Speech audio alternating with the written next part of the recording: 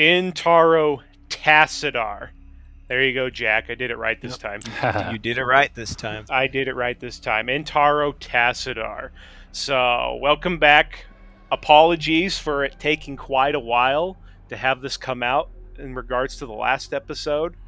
Not much really to be said other than everybody's been pretty busy over the summer. And I will tell you this. So, Ian, who was normally with us, will not be with us for this discussion. He has just been very busy at the moment. That doesn't mean that we kicked him out. He's going to try to be in the next one. With that said, however, I'm here, Jackson's also here, and we actually have somebody new this time. He's a good friend of mine that I've known for quite a long time. We have a similar passion that we share together in old video games. But what's really cool about this is, despite being a gamer for quite some time, Anthony has never really been much of a Blizzard fan. He didn't grow up with playing the Blizzard games, but he's got his toes in the water, and he has actually picked up Starcraft coincidentally, played the first game, beat it, and then just beat this Protoss campaign, so he just in time can join us for this discussion. So, welcome, Anthony. Thank you for coming.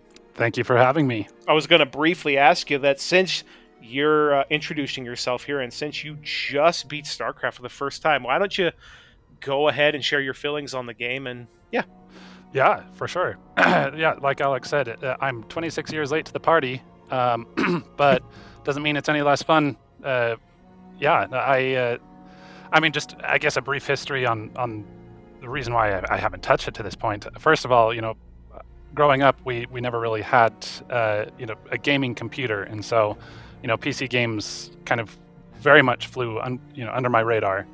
And then for the longest time, I was just made nervous by RTS games. I've always enjoyed strategy games, but I didn't know if I really would enjoy the real time aspect. So it just wasn't on my radar. But some recent conversations, as well as Alex's very patient evangelizing over the years, eventually produced fruit. I think the one that kind of tipped me over the edge is I was actually talking to my brother-in-law, and he's also really big into StarCraft, and he was telling me about some of his most unlikely wins with really good strategy. And I just remember sitting there thinking, this sounds awesome. This sounds exactly like the type of thing I'm looking for from a strategy game. And I was like, okay, I'm just going to try it. Anyway, so that's kind of how I got to this point. So then I just decided to take the plunge, and I haven't regretted it. It's been a lot of fun. I would probably need to insert the disclaimer that I'm probably not a very good player, but I've been enjoying myself all the same. And yeah, no, the lore is fascinating. I can tell I am enjoying something when I kind of ruminate on it when I'm not playing, like, I could do this strategy differently, or these units work really, really well together in this regard and would be great for this kind of approach or defense or whatever it might be.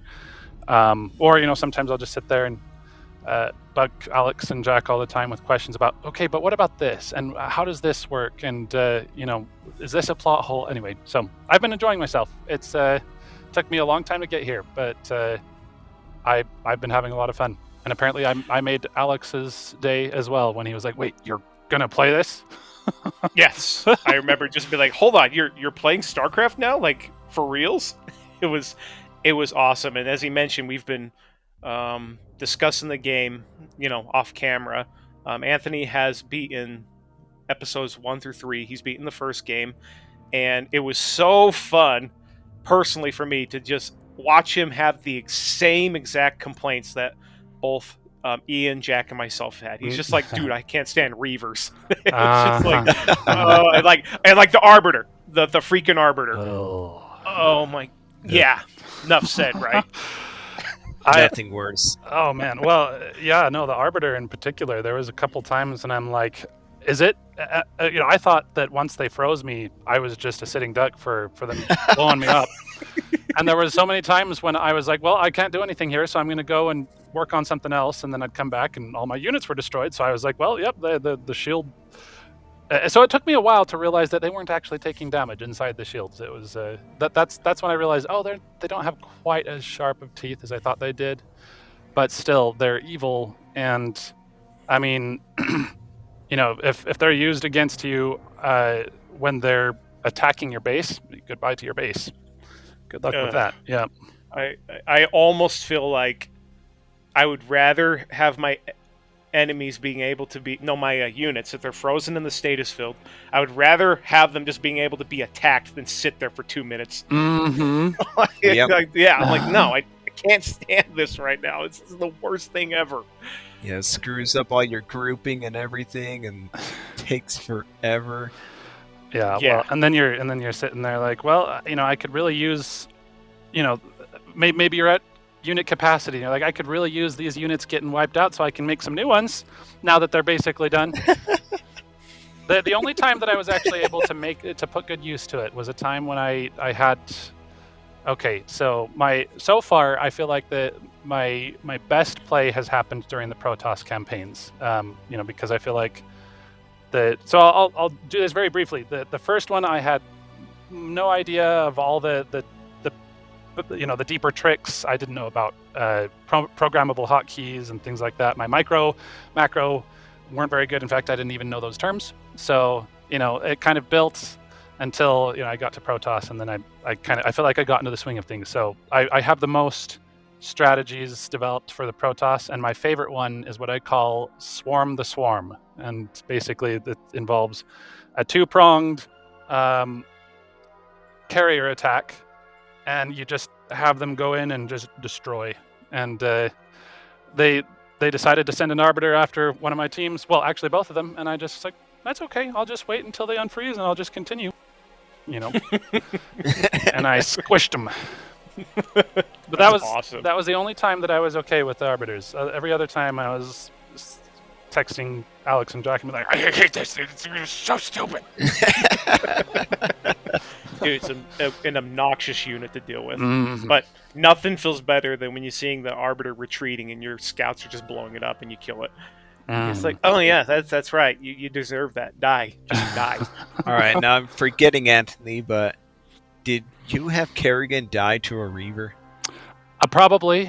Yeah, I mean, I feel like I've probably had at least one hero in every campaign die once. I will tell you this: I actually saw Anthony lose Kerrigan to one of the levels. It was the one on Char. It was the one where I was watching that too. Yeah, I was watching it. It was in the level with lava everywhere, and you have to use your overlords to transport. Mm-hmm. And he was sitting there just taking their base on. Everything's going fine. All of a sudden, it's like, Kerrigan's dead. You fell. And we're all like, wait.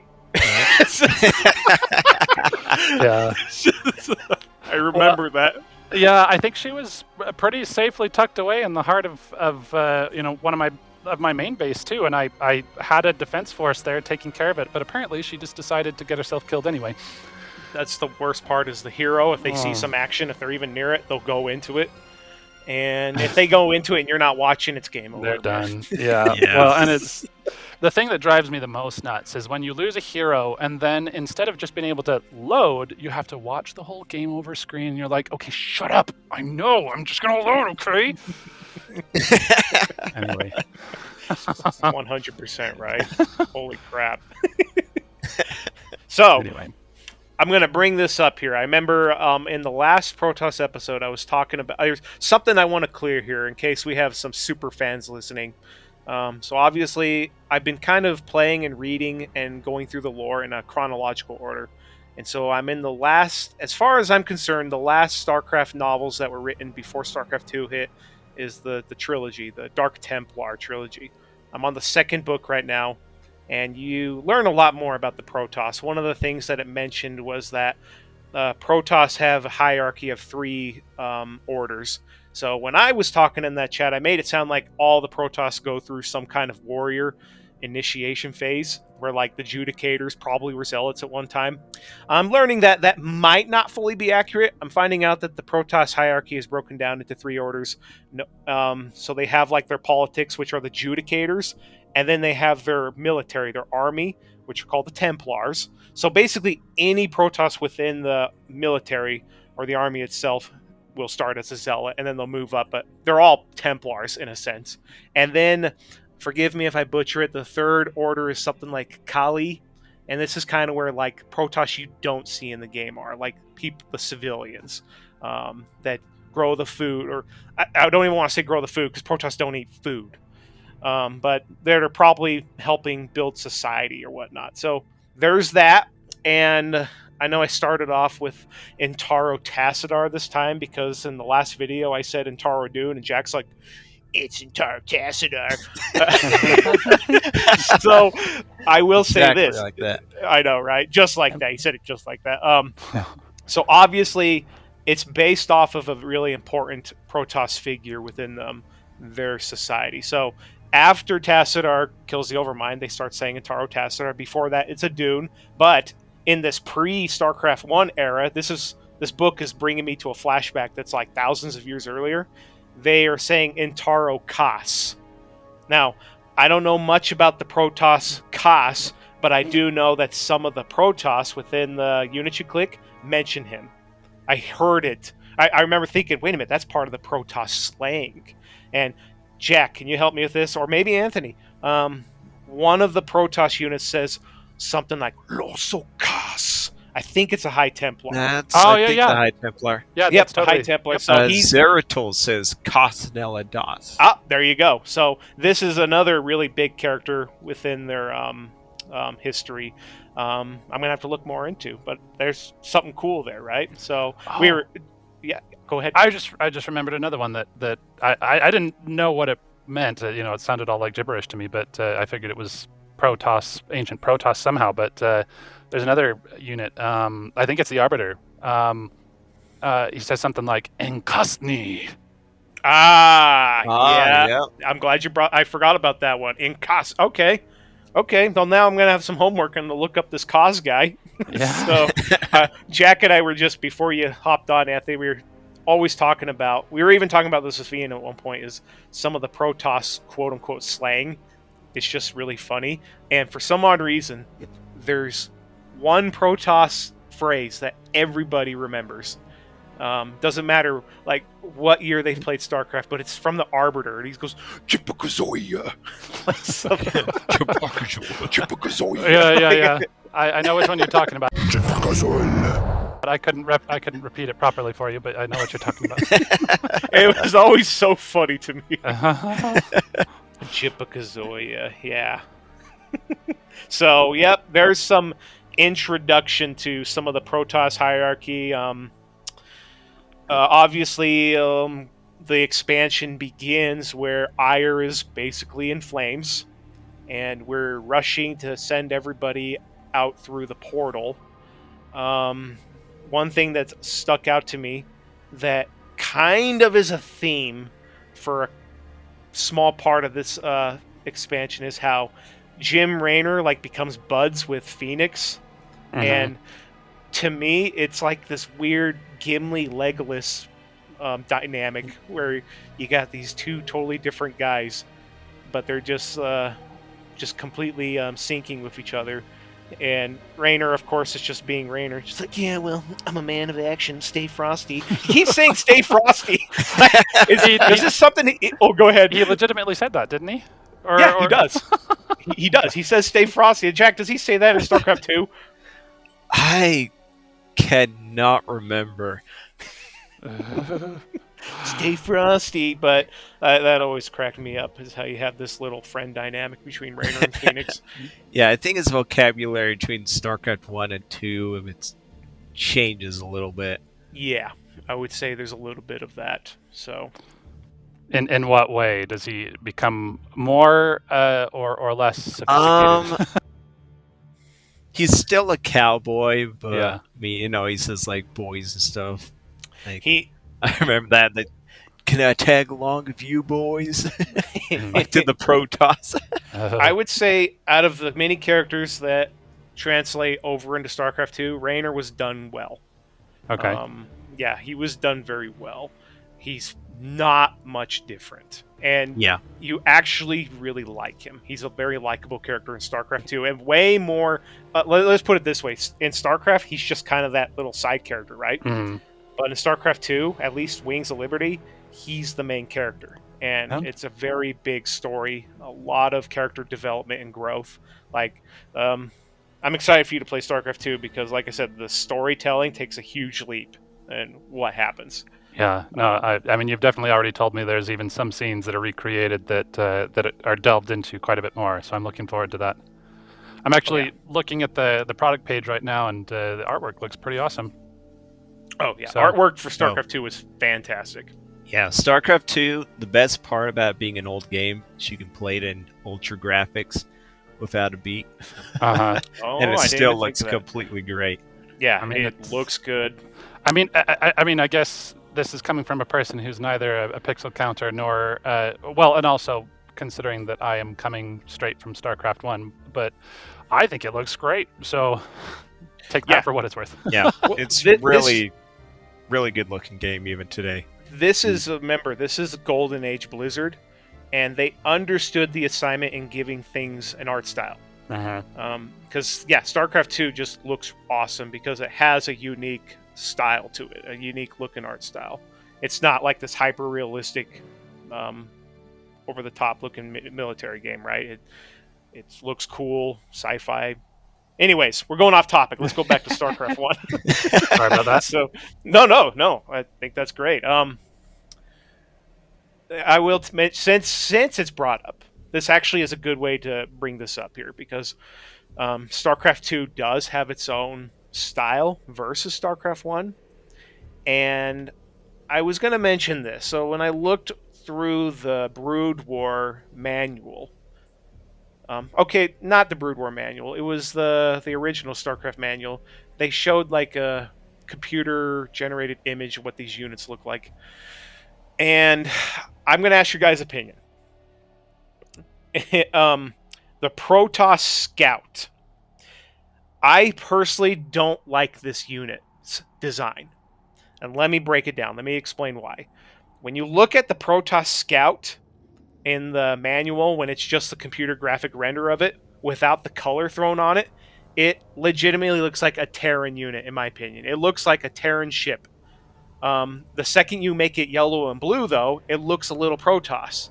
But I have a theory that the Scout was originally going to be a Terran ship, but maybe there was budget and they moved it over and they painted it yellow. And now, because the reason I bring that up is, let's talk about the Corsair, the new flying unit in Brood War. I love the Corsair. I think the Corsair's design is very, very Protoss. It looks Protoss. It's slick. It doesn't look anything like a Terran ship. So that's what I'm saying. I'm talking about the contrast between the Scout and the Corsair. The Arbiter looks like a Protoss ship. The Carrier looks like a Protoss ship. And then when you get into StarCraft 2, they go ham on making sure the Protoss ships look nothing like Terran ships. So that's all. If I had a sneaky suspicion, I would think the Scout originally wasn't a Protoss ship. Let's hear your guys' thoughts. I mean, I could see that. It definitely, it's the most familiar looking design, when you compare it to the type of stuff we're used to with, human-centric sci-fi, I suppose. Yeah. So, yeah, I'd agree. Yeah.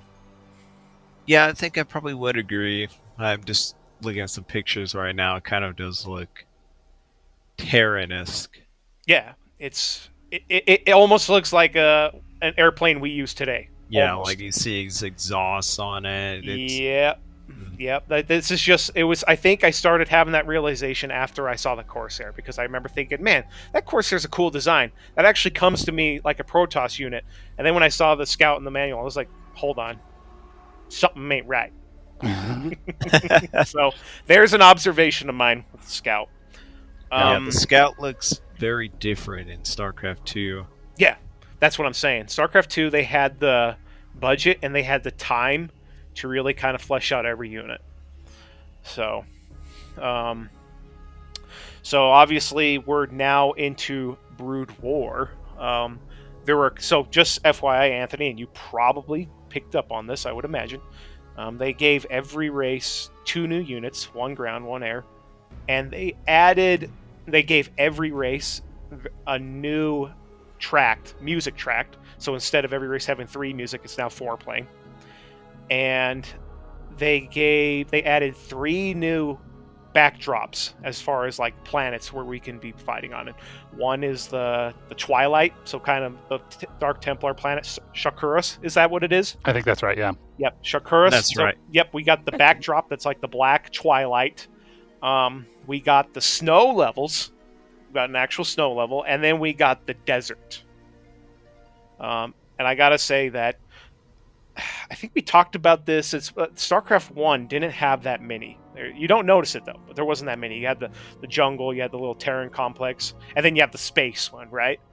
I personally loved these 3 level designs because they were so different, and it's really obvious when you're playing them. Like the desert, the snow, and they're very different. I love the identity they brought. So yeah. Yeah, they did really good art style. At least when I'm looking at the Twilight, that was a really cool looking maps. And I thought that was a pretty good idea, kind of like this low light environment, just this blue alien world that's desolate in a different way than just a desert. I agree. It's unique, right? It doesn't feel like anything on Earth, because the desert and the snow ones actually do feel like they can be on Earth, which is kind of cool too, because I like how the snow one just has your normal pine trees and stuff.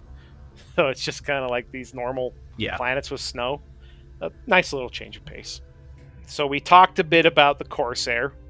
Let's talk about the new unit the Protoss got, the Dark Archon. I'll just tell you this right now. I really think I only used the Dark Archon quite a bit, and it was only on the second to last level, level 7. But my goodness, I loved those units. Uh-huh. I had about this was my strategy. I think I had 4 sitting on, like 2 in the middle, 1 on the right side, 1 on the left side, and they just sat there on defense. So basically, anytime the Protoss enemy came with a big attack, if they had a carrier or archons, I'd be like, "You're now mine." Yep. I always just love this visual of this Dark Archon, like 1,000th the size of this carrier, just taking over an entire capital ship. Probably only taking the captain, and everybody's in of the ride. Oh my gosh, I didn't even think of that. It's like, yeah, if he takes a battle cruiser or a carrier, is he possessing the whole freaking ship? Or just the captain's going crazy flying? Yeah, the captain just locks his door and they can't do anything about it. or it's like this elaborate, like, think of it in a Terran point of view, a battle cruiser. He's on the bridge, and there's like 8 people on the bridge, and he just like tells them all to go in a room and like ejects them in space, or he's shooting them in the back of the head. Well, I think in the case of the carriers, maybe that lore-wise gives us the answer, because there's the interceptors as well. Someone else has to be driving those. I'm under the impression that the interceptors are AIs. Oh, okay, never mind. Yeah, I'm pretty sure they're robots. Yep, I'm glad you brought that up. Because I think I remember looking that up before, and I believe that they're robots. So it's one of the few Protoss units that are robots. So glad you brought that up. Yeah. Here's a question. Remember that and Reavers? Oh yeah, Reavers. And nope. Hold on. Probes. Observers, Reavers, interceptors, probes. What about and scouts? No, not scouts. Shuttles. Shuttles. Yeah. Shuttles. Yeah, I guess it makes sense. The Protoss would have a lot of AI units. That would make sense. Mm-hmm. Yeah. Do the Terran have AI units? I mean, they have the straight up AI girl that talks to you. Yeah, I don't think they have any in StarCraft 1. StarCraft 2, though, surely. Yeah, I think so. Huh. I guess we'll find out soon, right? Yeah, I can't think of any at the moment. Maybe like Ravens, but I think that's a guy driving it. I think Blizzard just liked Terran, the identity of Terran just being crazy and hopping in anything. Yeah. I know there are AI units. I don't know if you could build them in a normal army. I know that within their so as somebody who's been exploring more of the lore in the novels, I know that the Terran society is very cyberpunk-esque, and so within the city and stuff outside the military, they have a lot of AI stuff, like things that are just doing stuff that people can do, So it's definitely a thing within their culture. Yeah. I know in the second game there are a lot of AI units, but I just don't think you can build them yourself. Okay, fair enough. They're kind of like sometimes at a factory level, they'll be there as guards or something. So here's a question. In the cinematic where Tassadar dives the carrier into the Overmind, it almost looks like he is a single Protoss in that whole ship. Is it possible that a carrier can be piloted by one single Protoss? I mean, I guess I don't remember seeing anyone else in that cutscene. Yeah. I mean, when you think about it, maybe it could just be Tassadar was psionically powerful enough to do that. Maybe not every capital ship can be piloted by one guy. I mean, it's fair. He was the only High Templar that actually could do a basic attack. Oh my gosh, you're right. Yeah, that's right. He actually attacked. Not like the freaking worthless. You remember that car bot Jack sent you? Yep, he's just slowly. The Templar slowly making his way up, and then he dies the second he's in range. I will tell you this right now, and I don't know if I should be ashamed of it, but by playing both the StarCraft 1 and Brood War Protoss campaigns, I didn't do crap with High Templars. I made them just to make Archons. That was it. I ended up. Yeah, me too. I ended up using them to some better. Well, certainly I put them to better effect in the Brood War campaign than I did in in the base game. I think in general I just kind of got more comfortable with using casters, but they required very specific attention. So there was a couple times where honestly the skill I used most often was hallucinate, because that's actually incredible for certain scenarios. That's actually a really good ability that I didn't utilize much. Yeah, I put that to pretty good use a lot of the time. Nice. And then there was a couple times when I was actually able to get some good mileage out of the Psionic Storm, though that one is still not my favorite. So they're not great units, but at the same time, if you use them properly with support, they can really change the tides of I would assault. agree to that. Yeah. Yep. Yeah. And then always, if you always send them out in twos, so that if they're dying, you just merge them, and then you've got an Archon. I don't know. Ooh, see, yeah, that's pretty smart actually. Just like, okay, now you can merge into the Archon. Mm-hmm. Yeah, I can see if you're good with micro, because Psionic Storm absolutely shreds units that get in it. Yes. If you're actually able to use that proficiently, I can see that being really deadly. If you can manage to use that as if it's just your jam, you might be the most scary player to fight ever. Well, I mean, I certainly say that I personally am not at that level, but there were a couple times when I got more comfortable. There was a couple times when I was doing a mission where, I had a huge horde coming at me, and I was like, oh shoot, what do I do? And I'm like, oh, I have a High Templar right over there. And then I just... Yeah, that sounds about right. It is helpful for that, so nice. I'm gonna briefly throw this out, and I know Anthony won't have an answer, so maybe you'll have an answer, Jack. So, in the lore, you know how when probes are warping in buildings and zealots are coming in through warp gates and all that? In the lore, that's all being warped in through manufacturing plants in Ire. It's all from Ire. So my question is, how are Protoss warping in everything when Ire's destroyed? That is the question I've had this whole time. Oh, StarCraft 2 answers that. Does it? Yeah. You see them getting warped in from the orbital fleet. So StarCraft 2 answers it. Okay. Yeah, so it doesn't have to be from Ire. See, this is why I'm excited to play it again, because I forgot a lot. Okay. That is a cut. question that went through my mind several times. I'm like, they've got to be warping these from somewhere, and I was like, I just affected the destruction of their homeworld, so they just have some sort of weird, secret spiritual realm inside the Kala or whatever it is, and that's where they get them all. Anyway, it was a legitimate question in my head. I was like, I'm just going to suspend my disbelief, but I don't understand how they still have all this infrastructure after their entire planet was destroyed. But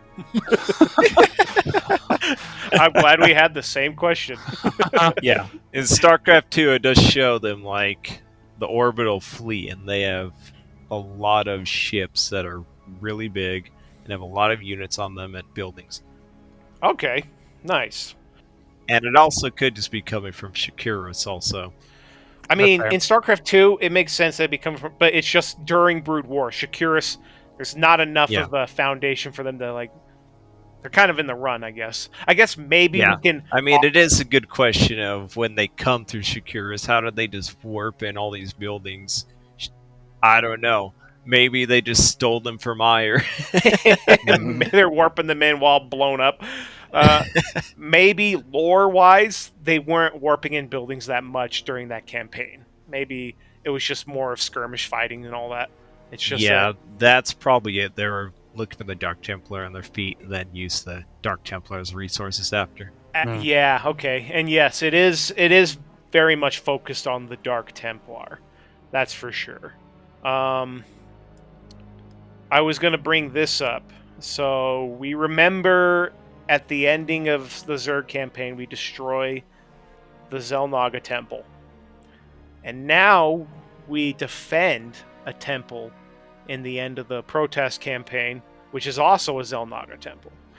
And if you've played Blizzard games, as long as Jack and I have, you'll know that Blizzard over time evolves the splendor, the look, and the lore of all these things. So this, in my view, is the first sign of the Xel'Naga the Xel'Naga visual evolving, because that temple looks very different than the one from the first campaign.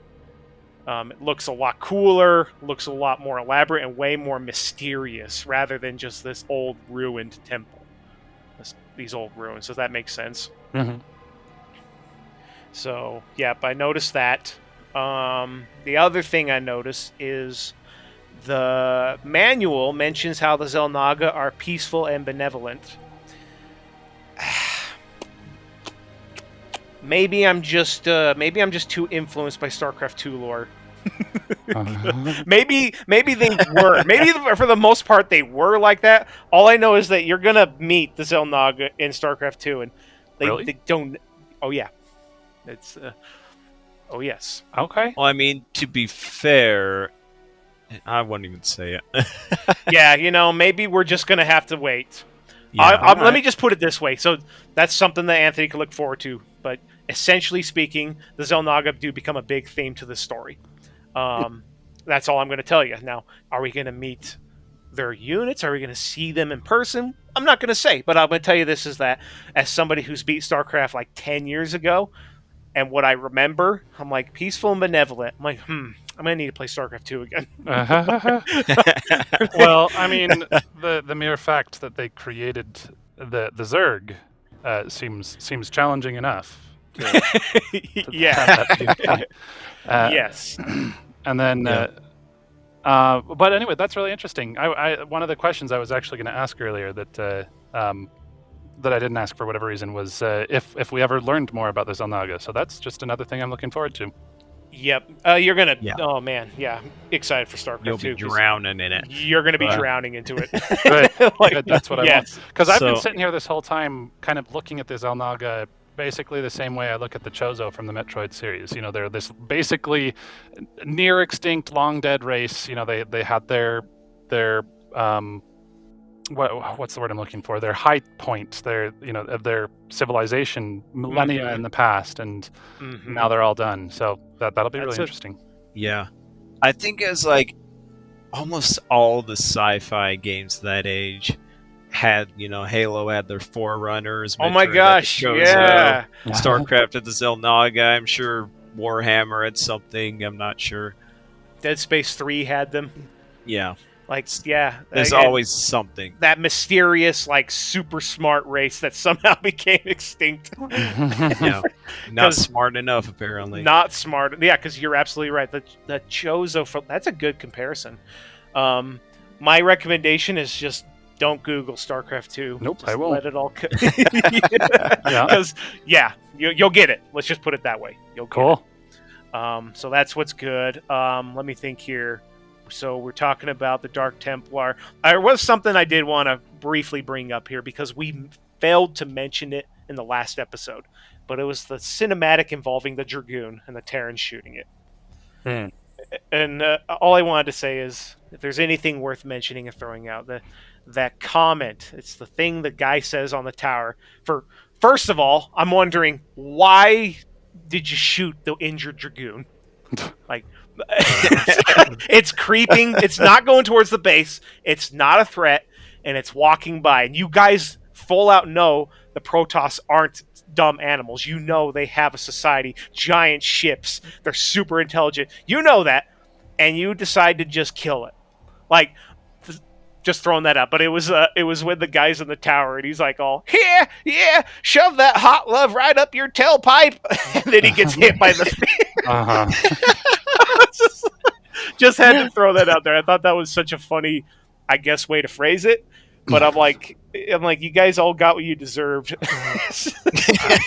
I felt like the entire point of that scene was to just draw attention to the depravity of their society. I don't know. It's like, hey, look, a something that can be killed. Let's kill it.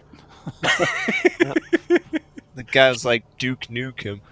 Yeah, he basically was like, dude, kill it. He probably got the inspiration exactly from him, too. And it had Terminator vibes, because the one part in the very end of the cinematic that just made me laugh is right when you see the Dragoon shoot him from far off, you just see like his skeleton outline in the explosion.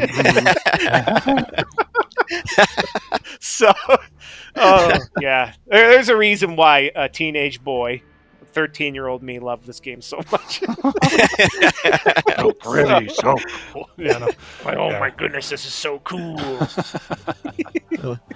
That, and you could group units on like Warcraft 2. So, FYI, Anthony, so this game you can group 12. In Warcraft 2, you can only group 9. Oh boy. And you couldn't make assigned groups. Yeah, you couldn't assign groups, and I don't think the attack button worked the way it did. You couldn't tell them to attack. They would go to that part, then attack. They wouldn't attack on the way. Ugh. Yeah. The games just get better and better and better, so trust me, you're in for a whirlwind when you play StarCraft 2. Yeah. Freaking whirlwind! I was going to mention how on level 4, in the briefing, when it's discussing the lore, you got the Dark Templar chick, Razaga. Is that her name? Razagal. I was about to say Razal Ghul. Razagal. Okay, I will say, when I looked up her name, it did bring up Razal Ghul first. I was quite right. There's a part where Kerrigan's sitting there like, I know it's a big, hard ass to trust me. And Aldaris is like, you're corrupt. I ain't going to trust you. And Razagal's like, silence, Aldaris. And then Aldaris just leaves. I'm like, it reminded me of like a Rage Quit Zoom call. Yeah. That was right. Aldaris is like, I'm not dealing with this crap. I ain't dealing with this crap. and then he's gone. That stuck out to me. Thought that was really funny. Okay, we got to talk about level 5. Oh god. Level 5 was, if anybody hasn't ever played it, it was unique in the fact that you never build. There's no building. It is this strategic game of trying to destroy bunkers while not getting your units attacked, and it takes literally forever. Oh, I know which one you're talking about. Okay, yeah. Yes, that one. Mm-hmm. That one. I'm going to bring up a experience with level 5 here, because I recently just watched my recording right before I got on this, and it's so funny because I was able to remember something I was stressing out about, but after rewatching the recording, so let me put it this way. At the very end, you know how you're given an arbiter, Mhm. and you have to get past all these missile turrets on the top left side of the map. So what I did was, I thought I was being so smart. I put all my units clumped up into this area. I was like, I'm just going to send the Arbiter in and port them all in here with his teleport. And I'm going to use my Corsairs to block off all these missile turrets. I had it completely figured out. And I thought I was also being so clever because I was like, how am I going to like micro or macro this? I'm like, I'm going to do this a really primal way. So what I did was I grabbed 4 Corsairs and I made one go farther down the map, made one go somewhat far down the map, made one go middle down the map. And so what I did was I selected the bottom one. I told him to block this part of the missile turret. So as he's flying up, then I grabbed the one that he's about to hit, tell him to do that. So that way, essentially, all 4 of them go at the same time. Mhm. And then but here's where I messed up. The closest Corsair happened to be near my Arbiter, and he was cloaked. So when it got to the last Corsair, I couldn't find him. I seriously, and when I'm watching the recording, I'm like, he's right there. I'm like, he's right there, but I can just remember myself like, where the hell is he? and so I'm like, oh, I guess I'm going in because my 3 guards are going. So I send my Arbiter in. If I would have been able to grab my 4th guy and block the missile turrets, I honestly think the plan would have worked. But my Arbiter died 1 second before I ported them all in. Mhm. And then I was just like, nope, reloading. And I reloaded it. That was so frustrating. Oh, man. Where'd you go? Where'd you go? Dude, I remember in that level, I lost like every unit to the spider mines. Because I'm like, okay, it's time to dump all my units on the ground here, and then they all die. I'm like, I guess I'll load a save. Yeah, the spider mines were just the icing on the cake. They knew what they were doing. That part was very mean. I will say though, I felt so silly because I'd been very cautious about how I used my observers, and so I'd completely forgotten that they could reveal the mines, the spider mines. And so I've been holding them back, trying to keep views of other portions of the map. Because basically every time I fly them even semi near a section that hasn't been cleared up, they just get 2-shotted by a stupid missile turret. So I'd been holding them back, and so the way that I was dealing with the stupid spider mines is I would get a high Templar and I would create clones, and then I would send them out and get them destroyed, and then I would do it again and send them out and get destroyed. So I mean, it's not the worst idea. No, it's actually not a bad idea. It just takes a while. It takes a while. Well, and then finally, when I'd cleared up enough, I'm like, okay, let's have this observer come over here, and then all of a sudden, I'm like, no, dang it. Basically, well, I guess I'll just have my dragoons shoot the rest now that they can just see them. Right? Yeah, that was an interesting map for sure. Mm-hmm. There was a couple times when I was pretty stymied. I'm like, I don't even know how to make this approach because, several times, and I'm like, I remember commenting to you, Alex. Actually, both of you. It was on our chat, and I was like, it's laughable that they even bothered to give me Dark Templar because anytime I send them in to destroy a bunker no, even so, if I'm trying to ignore the bunker and I'm going after a turret, that it didn't matter. Either one would be countering the other, and I'm just There were a couple moments where I rewatched some of it, and you're right. There were a couple moments where I had to just full front face tank some bunkers. Mm-hmm. But the worst was when you're trying to be sneaky, and all of a sudden a siege tank shoots you. Oh, you're like, God. Nice to see you here. Like, there's one turret you missed. Yeah, and then you just shot. Luckily, thank goodness you can just use your air units and take care of those guys. Yeah. Well, unless you haven't cleared out all of the missile turrets. That's fair. Then you're screwed. That's the thing. For the first 3/4 of the mission, I was like, okay, not only are my Dark Templar pointless, well, at least that's what I was seeing, before I started to realize there were ways I could still put them to use. But then they gave me scouts in a mission with like 70 million turrets. And what am I supposed to do with that? And all there was like, there wasn't even any air-based units until the very end of the mission. And like, okay, well, there's now you can actually do something instead of just threaten my mission success by getting blown up. In fact, actually, the most useful thing I was able to put those stupid scouts to was, so Artanis was in one of them. And so what I started doing at one point is I made hallucinations of him, which meant that the hallucinations lasted a lot longer. Oh, so that makes sense. I'm gonna ask if this is just the supreme way most people do it, but you know how there's that one section where it was where the spider mines were, and there were 4 little platforms where a ghost was on each platform. Yeah. Did you guys take them out with psionic storms? Yes. Yeah, that's what I did. I did not. What did you do? Dude, I can't even remember. It's been so long, but but I did something that wasn't psionic storms. I think I try to think what I did. I probably took out missile turrets with my dragoons, then just put reavers up there and killed everybody. Yeah, but you can't land a reaver to shoot those ghosts.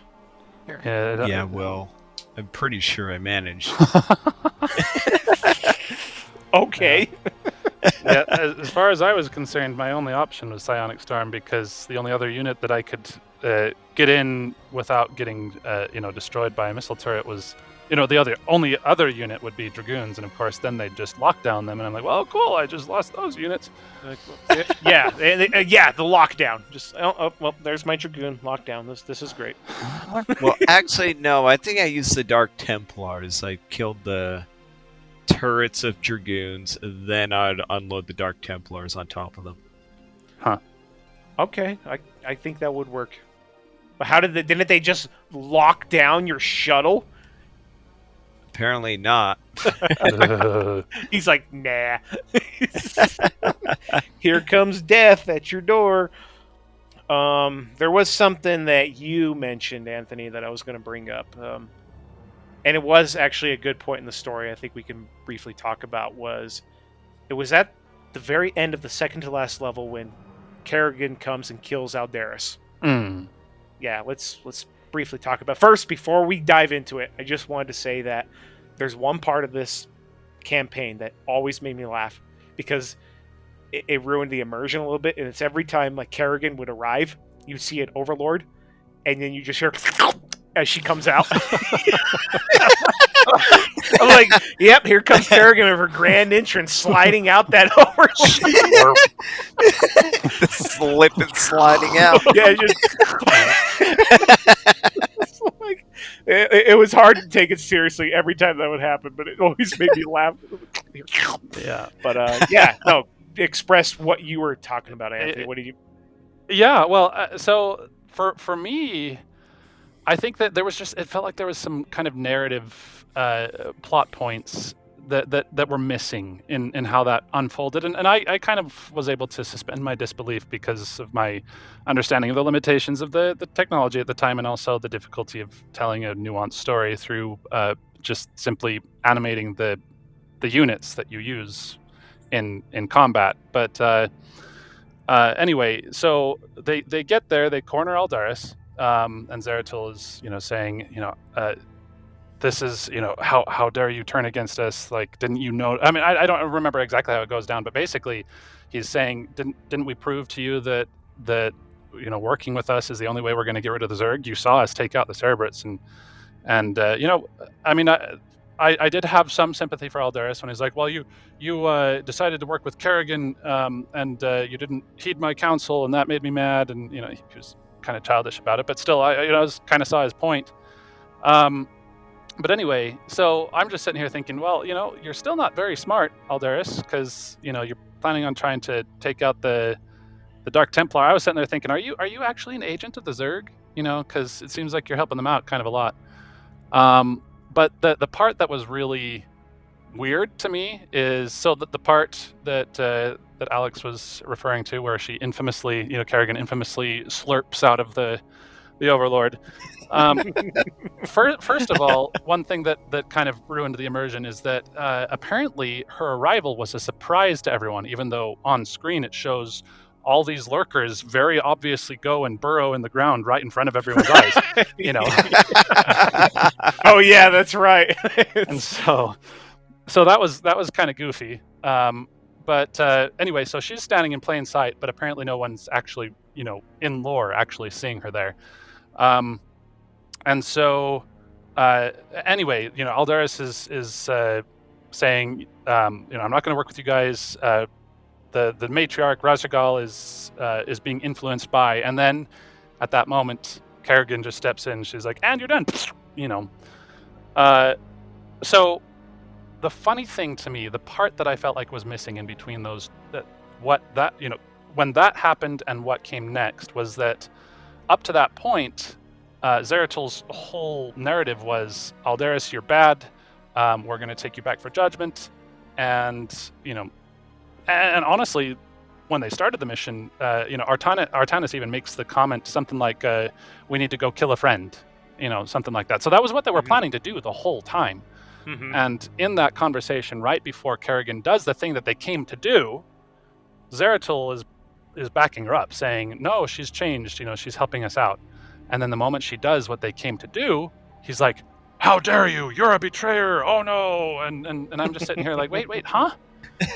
You know, that basically the way it ended up is, you know, I guess I could see, okay, well, you know, she kind of was an outsider interfering in their judiciary, legislative, whatever process, due process of law. So yes, if I could hop in and go for it. Yeah, if I can hop in, as somebody who's like I said, been trying to study their lore more, it makes a lot of sense to me on the simple fact that they respect Aldaris. He's a judicator. Protoss, like it's a huge part of Protoss culture. The fact that, despite the fact that the Dark Templar have literally been banished from Ire, their entire religion, right? They're the type of people they are. They have been banished, and they still would die for Ire. It's a big part of Protoss culture. And so they respect the fact that Aldaris is still a judicator and he's a Protoss. And so just being bloodily killed by a Zerg is very, very disrespectful to them. They would rather be able to do it their way. Sure. And yep, then Zeratil very much would see it that way. So, but to add to what you were saying, I think I remember writing this down. I remember you got the names wrong. It was Artanis that said Kerrigan's changed, not Zeratil. And oh, really? Oh, yeah. Okay. Yep, it was Artanis. I remember because I explicitly wrote this down because it was the one thing that bothered me, actually, because Artanis is actually, in Protoss terms, he's really young. He's a younger Protoss. He's like 400 years old. So he's a young Protoss. He's new into originally kind of getting into the whole judicator thing. Okay. Becoming a leader and all that. But just hearing Artanis say Kerrigan's changed, it just came off so naive to me. I'm like, you should, like, I don't want to, and this is speaking as somebody who's basing it only off this campaign. Does Kerrigan actually change? I don't know. I'm just basing it off what I saw, and I would be like, I would not trust Kerrigan that quick. I would not. I as a Protoss judicator, like somebody, you should probably not be that naive. Kerrigan's changed. It's true. Well, it actually makes a whole lot more sense. I don't know how I missed that. Anyway, I honestly thought it was Zeratil at that part, but now that I think of the voice speaking it did sound like, and this is kind of a funny perspective from me on Artanis, he just kind of sounds like a bit of a whiny teenager to me. In Protoss terms, he is. Yeah.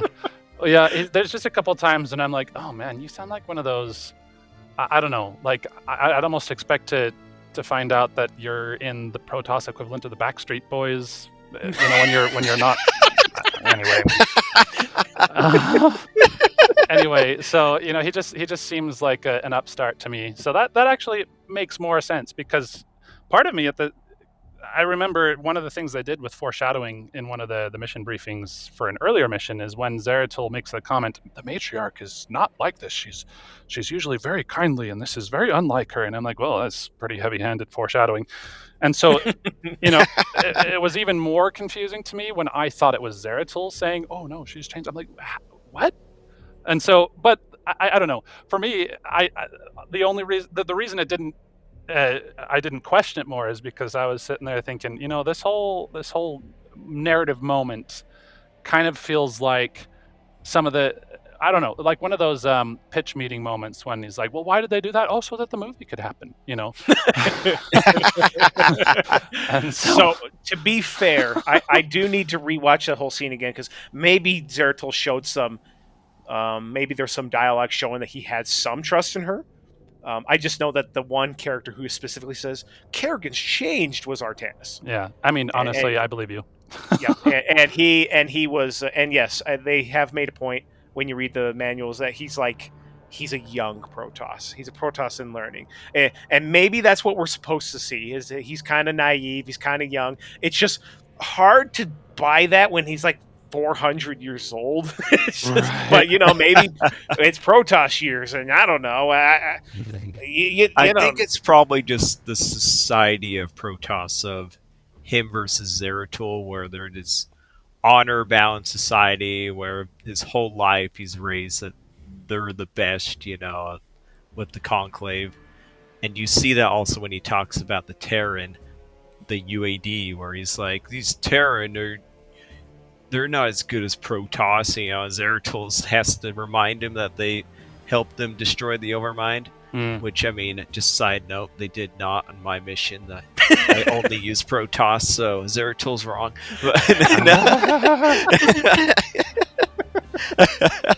You're right. I remember that part where Artanis he kind of had like this arrogant attitude, and Zeratul had to basically remind him, because Zeratul's like the wise, cool guy in the story. Mm-hmm. Yeah, interesting. No, that's a good point. Very good point.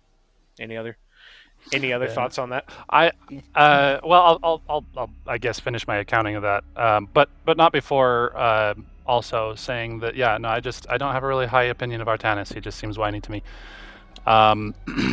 But anyway, the conclusion to that scene just felt very strange, because they get there, and basically Kerrigan does what they were presumably all planning to do the whole time, by their own admission, and yes, I will acknowledge, and that's something that I was kind of thinking would be the motivation, is like, look, we have due process for this type of thing. It's safe to say that she also killed him when he was trying to say something that could have been important. Yeah, well, yeah, and that's something else. It's just their reaction. It felt a little fast forwarded. Like, for me, the natural next step would have been like, wait a minute, hold on. What are you trying to hide? He was about to say something important. Why are you doing this now? We were still in the middle of a parlay. So I can see that. It was more just at the end, okay, she jumped the gun. That's a little suspicious. But when they immediately are like, be gone, and then they're like, she played us all. It's like, how do you even know that at this point? Because well, she did just basically backhand them and say, I got what I came for. Bye, everybody. She did. She did, but that was after they told her to leave. They're like, hey, you get out of here. You're not welcome. And okay, hear me out. Maybe if we were there in person, it's up. Indeed, maybe she just had like this arrogant smirk the whole time. That's what made them say that. Maybe, yeah. No, that's reaching. That's reaching. Probably. I know. But then again, maybe she did. Maybe. Yeah, I don't know. In the end, when they're like, oh, she played us all, it's like, but what did she do to play you? Because I mean, the only hint that I got that, like, okay, that definitely seemed like it maybe checked her boxes more than it checked theirs, was when she said, I came what I did to do. I've destroyed the rogue Cerebrits. And I'm like, the Cerebrits. And I was like, oh, rogue. Okay, that's definitely a very interpretable term. Definitely could really benefit you quite a bit. And I have no idea what your intentions are, but they don't seem good. But that's kind of coming from my perspective, is like I can't think of the proper term of it, but when you're from the bird's eye view, and you kind of have more information than the characters themselves do. Mm-hmm. From my perspective, I'm like, okay, yeah, no, I kind of expected you to end up being dirty somehow. I was saying that long before I even got to that mission. Mm-hmm. But from the character's perspective, there was no reason for them to suddenly be like, she played us. And it's like, but so, how? Anyway.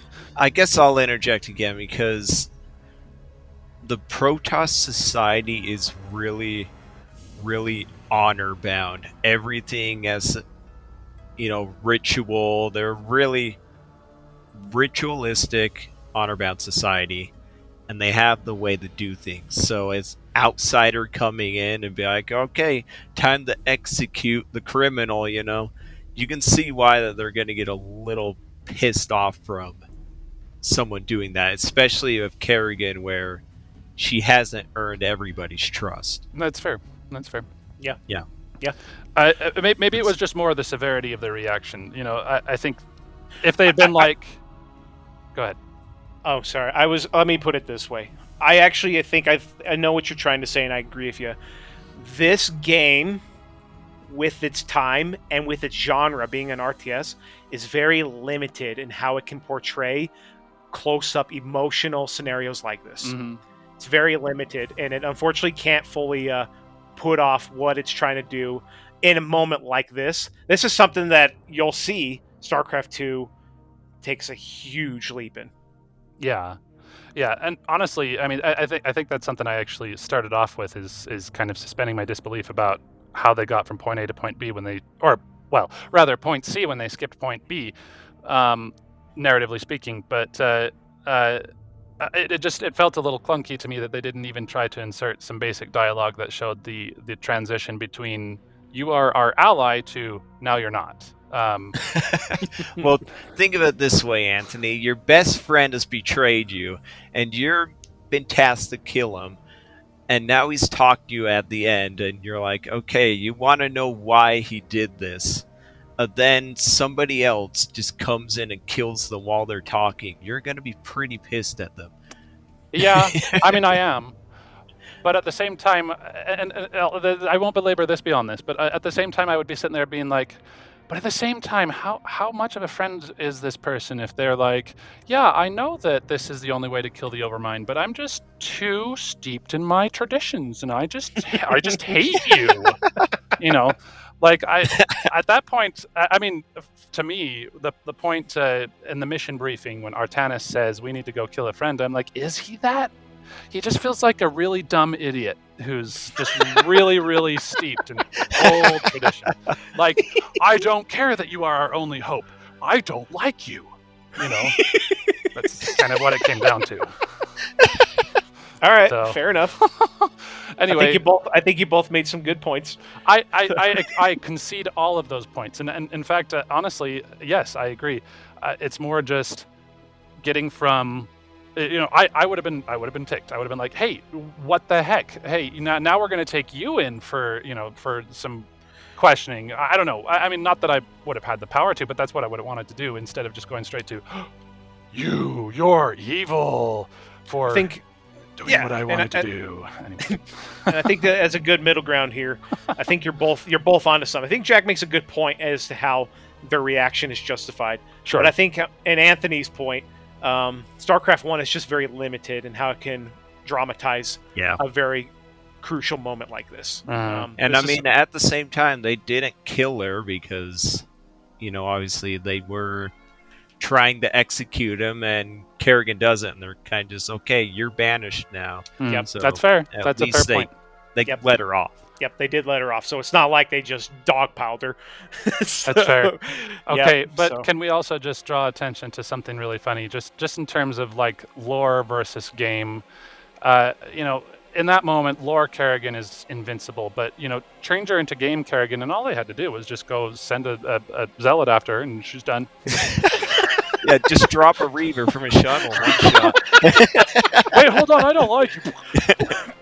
Yep, just drop the reaver on her. But then again, she had the lurkers set up, so she could have killed everybody there. She did have the lurkers there. No, so. I mean, if I were one of the Protoss, I would have brought an observer. So that's probably too busy getting poked. Oh well, I would have brought a bunch of them. I don't know. Anyway, I'm gonna bring up one more thing that I know we were talking about, and I said let's leave it for this. Is we were mentioning how the Protoss are like super psionically charged. And you mentioned, Anthony, how you didn't really feel they were that psionically inclined. Was that correct? Like, do you feel like they were audibly sending sound to the Terran when they're communicating, I guess? That is a point that I made, and maybe I'll kind of rewind a little bit so I can, start at the beginning of this conversation that's leading to this discussion topic.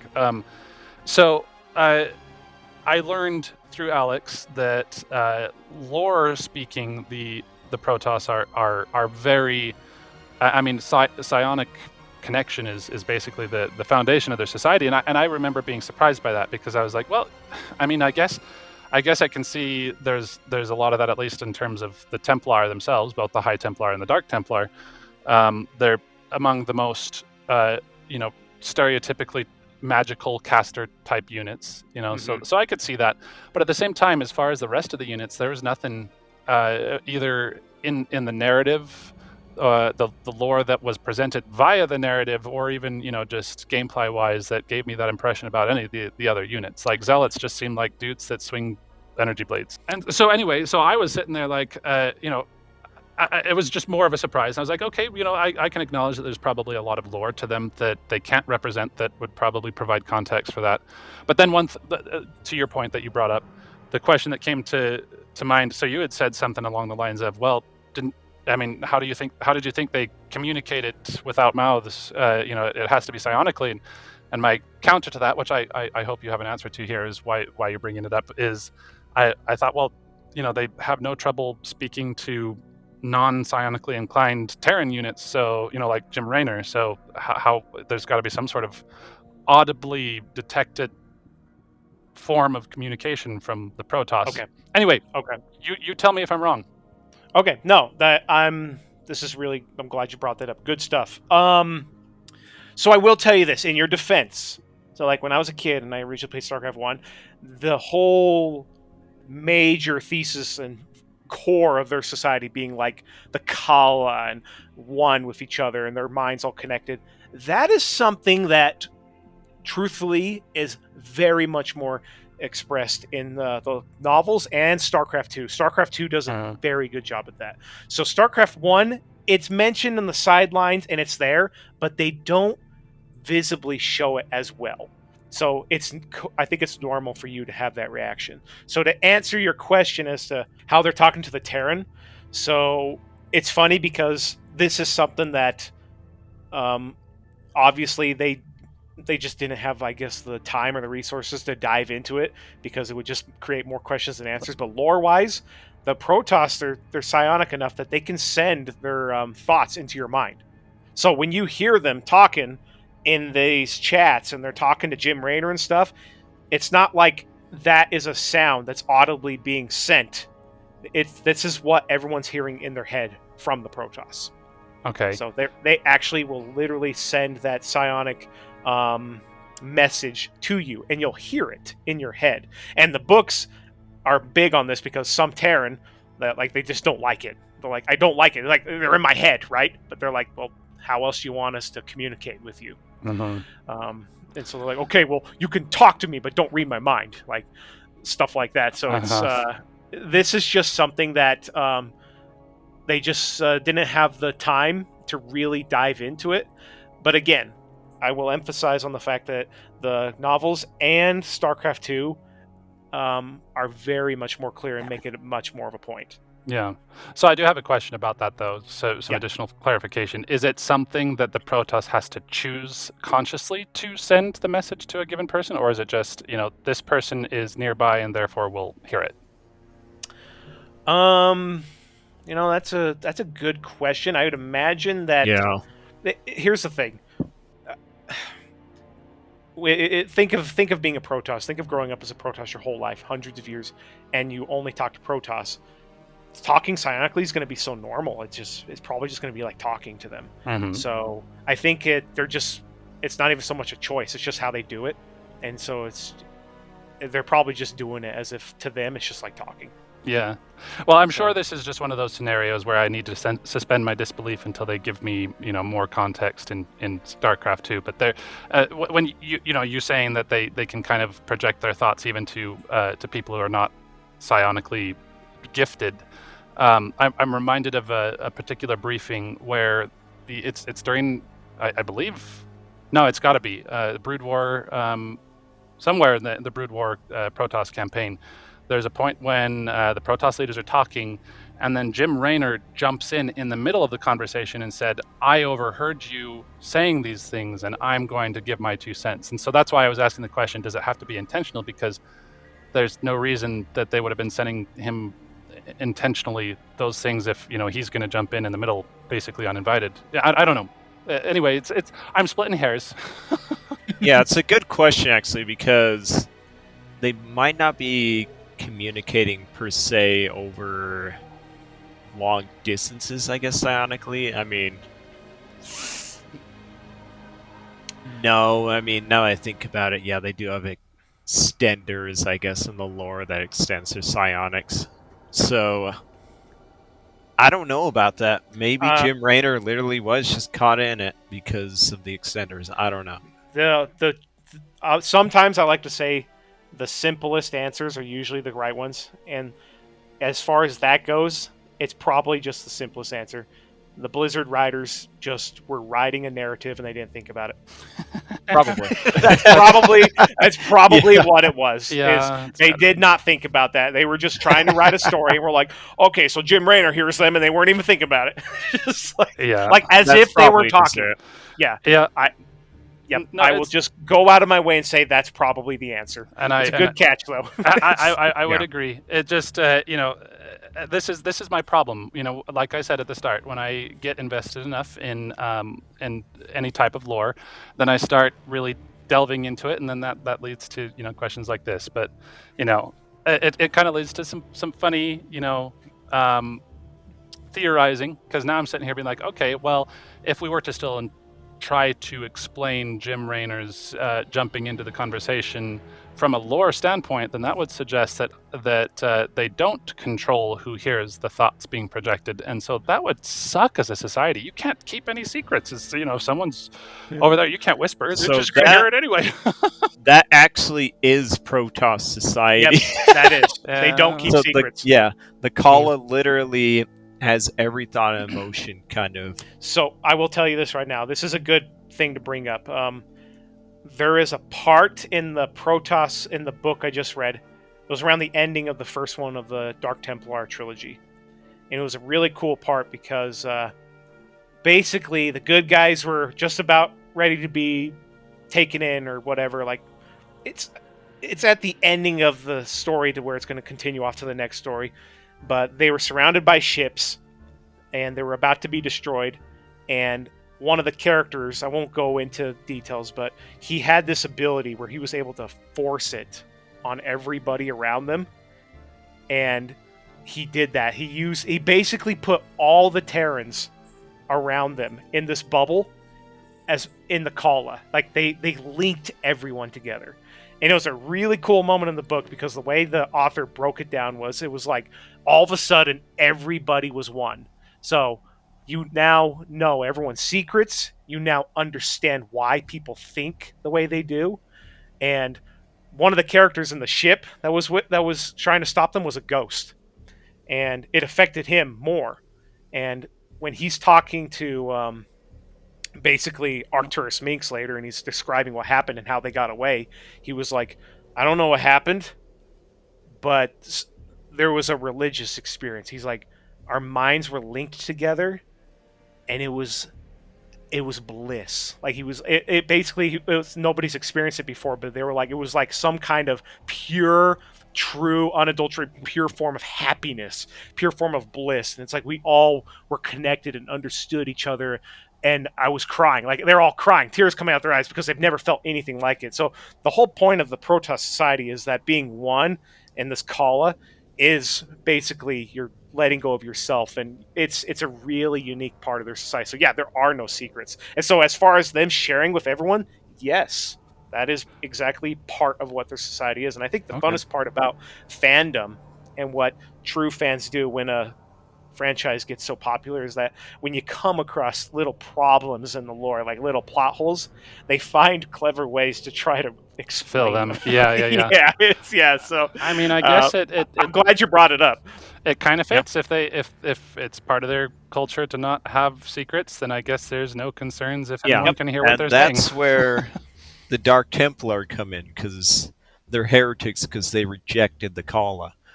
Exactly. Oh, okay. That's exactly so they separated themselves from that, and they have their own thoughts. That actually is the whole breakdown of the Dark Templar, as Jack was mentioning, is that they found through a different philosophical view that there is worth in being your own person. Mm-hmm. Having your own identity, and that is why they were considered heretics and banished. So yes, we're dealing with a society that's nothing like us. Gotcha. Except the Dark Templar. They're kind of like Terran in a way. Mm-hmm. And they also, keep this in mind, the Protoss, you'll see it in StarCraft 2, it's way more obvious.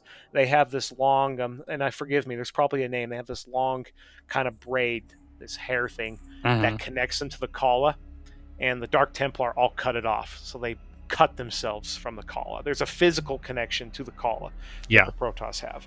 So it's like they're like a hardcore fanaticism. They're this, to the Protoss, they are this evil religion. But that's what the Dark Templar trilogy, the books, is trying to open up, is trying to show that, hey, there's two different types of Protoss, and maybe they're both good, and maybe they both have their own problems, and maybe they both have their own ups and downs, right? But through Protoss fanaticism and all that, they couldn't see it. So absolutely, when the Protoss are mingling with the Terran don't like it. It's like, hey, stop talking to my head. And the Protoss, like to them, it's like, what are you talking? You're telling me not to talk to you. It's like, so yes, very, very, very different society. So I'll say the last thing we'll talk about real quick here is the final level. Let me just put it this way: I was doing fine, and I had the Zerg took my temple down when I had 50 seconds left, I think, and I was just, my problem was this: I was just too spread out. I had so many people in areas they should have been where the temple was. I was like, why do I have carriers and archons on the bottom of the map and my temple's getting and so I reloaded it, and it was so funny because I was like, I'm ready this time. Oh, I'm so ready. And then the Zerg completely did a 180. They're like, no, we're going to destroy your bases that aren't the temple. So like, okay, go ahead. Yeah, no, that was my experience exactly. I didn't like having to leave my bases to get swept, but at the same time, basically I just pulled them all into the temple, and they wasted like 5 to 10 whole minutes just destroying my outlying bases. I mean, there was a couple moments when I was like, oh, dang it, now I can't build this unit anymore, but other than that, it bought me a ton of time. It was still nuts though, because at the very end, I remember having probably a dozen plus carriers, and they were all full shields. I had shield generators everywhere, and I was being pretty solid with my micro on them. And I remember looking away at something else, just a skirmish where my my carriers were off camera for a second. All of a sudden, I look back, and they're just like all but 2 are gone. I'm like, what just happened? Anyway, probably just a whole legion of scourges is probably what happened. But it was still, I was so confused. I was legitimately asking these guys. I'm like, so if you have a ton of units and then you let all of your pylons and your outlying bases get destroyed, do they eventually just die because you don't have enough psi? Anyway, it was so confusing. I'm like, those if it was due to scourges, then that was about the most sneaky, enormous, gigantic, world-spanning strike force in existence. Yeah, I don't know what to tell you.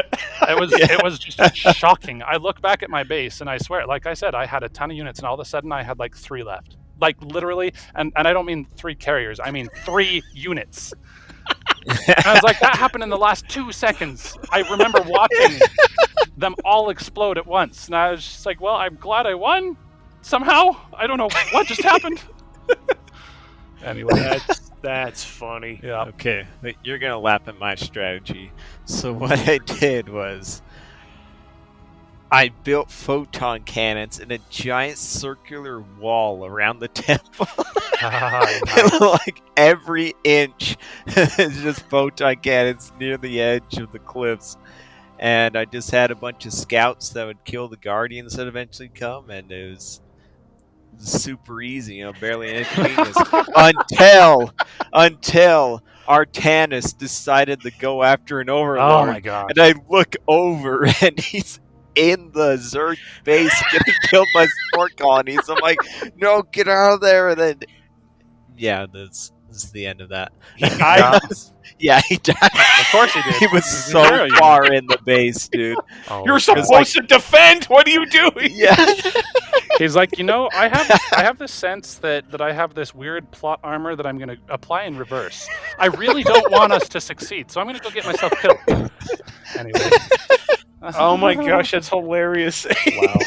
That was an awesome strategy, though. I'm going to have to apply something I like mean, that. it's pretty much fail-proof until Artanis decides to go on a suicide mission. You're like, I have the best strategy ever, and just lose. Oh man. They don't need me. I'm gonna go elsewhere.